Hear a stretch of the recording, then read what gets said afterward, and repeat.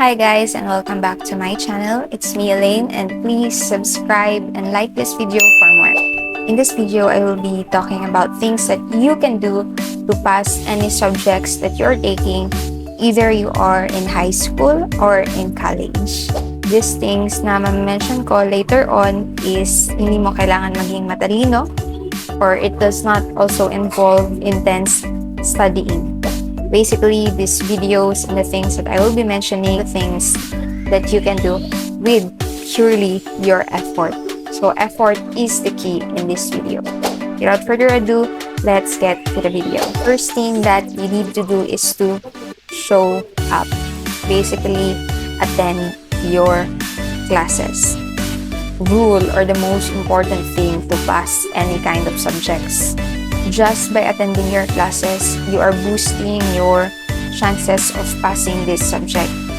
Mataas man yung scores mo or not in some quizzes, I'm sure the teachers will reward you your effort of attending their classes. Actually, attendance, most of the professors, a percentage of their entire grading in their given subject is the attendance. So let's say 20% or 30% of your final grade is your attendance. So just attending the classes is like harvest ka lang ng 3 grades. So rule number 1, show up. Attendance is the key. Number 2, submit on time. Submitting on time is like very important. Mataas mo yung score mo sa project or not, there's really a huge difference on submitting on time. Why? Projects usually have deadlines and there will be consequences if you will submit late, diba? Take for example, the rule of your professor is submitting late after the due date basically is automatically 50% of whatever your score is will be deducted. So let's say out of 100 points, you will be given 60 points. Since out of 100 points and 50% will be automatically deducted sa mga late nag-submit, if you garnered 60 points, you will only be getting 10 points because of your 50% deduction. So that's really bad. So to avoid these things, make sure that you always submit on time because it's really a huge difference. Sayang yung madideduct na points on your part. Number 3, ito yung nakakaligtaan ng most of the students. This is really important and a game changer when it's a mistake, when students don't write the things that the teachers are saying. I'm not referring to the lesson. I'm actually referring to the due dates, the exams, the projects. Imagine if the teacher is announcing date of your exams. Your professor will also announce the materials for your project, people or the members for your group. You can familiarize it, but you will be unsure later on if tama ba yung naalala niyong information. It's really important to take note of the announcements, especially sa mga due dates, if may exam, if kailan ang quizzes. It's always helpful on your part to know these things. It's less stress on your part. Pwede mo lang siya hindi na isipin kasi you know you wrote it down somewhere in a paper and you can just look at it later on. So you don't have to memorize everything the teacher is saying. Confident ka na you have the information written on a paper instead of relying on other students who are most probably hindi din nakinig or nag-take down ng notes. So that's number 3. Always write down the important dates, kung kailan may quiz, kailan may exam, if may materials na binigay, or if may list of members. Number 4, always ask for clarifications.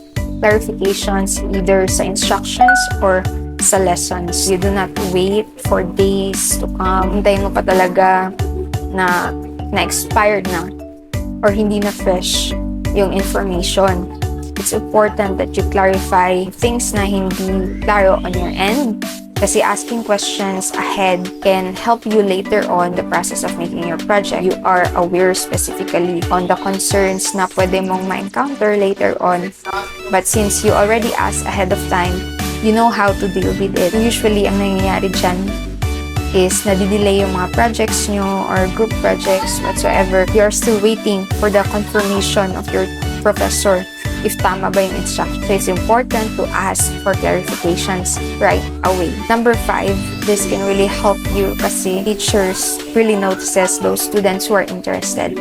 So number 5, ask questions and act interested.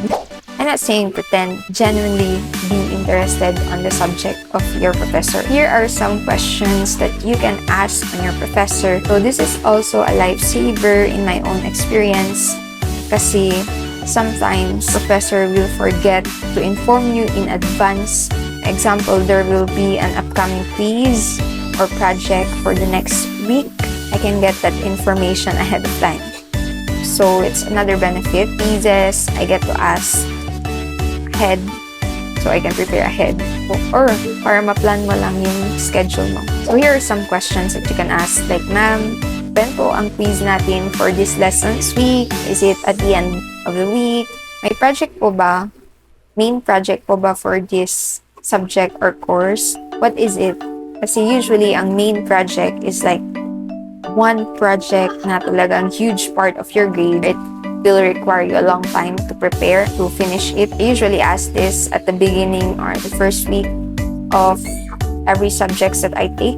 It's helpful kasi they can inform you ahead of time when you ask this question or makaprepare na kayo ng materials na hindi ganun kadali ma-acquire in just a week. And lastly, my favorite, like, ma'am, sir, how to pass this subject? Specifically on subjects that I think na mahirap. Ask them politely how to pass this subject or if they have tips or tricks. Most of the time, when you ask politely, professors will willingly answer your question, which is really helpful because they really share to their students, specifically to those who seem interested in their subject, to pass their subject, where to focus, how to study this subject. They will also give you the materials if you just ask.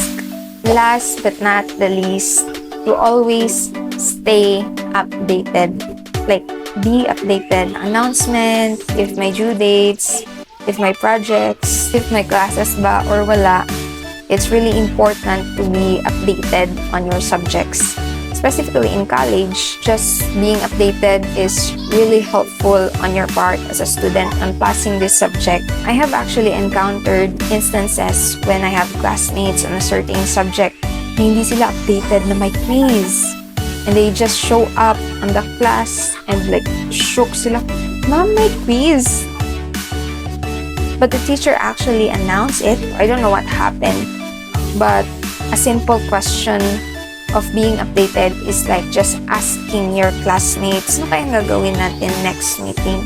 Just to be updated. So it's really important to be updated para hindi ka mabigla. We all know a reason of the students na hindi nila alam, ma'am, hindi ko po alam na may assignment pala na ipapasa ngayon, is not a valid reason. Your professors will just tell you na it's your responsibility as a student to always be updated. So how to be updated is just simple. Ask your friends before that class, uy, ano kayang gagawin natin next week? Eh, sinabi ba si ma'am? As simple as that. It can really be helpful on your part to be updated para hindi ka unprepared on that day.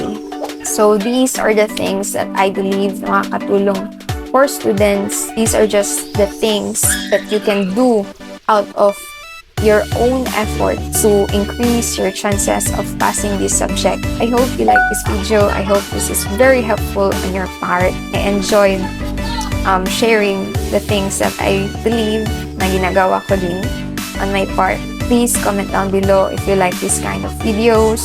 Like and subscribe to support me for more videos.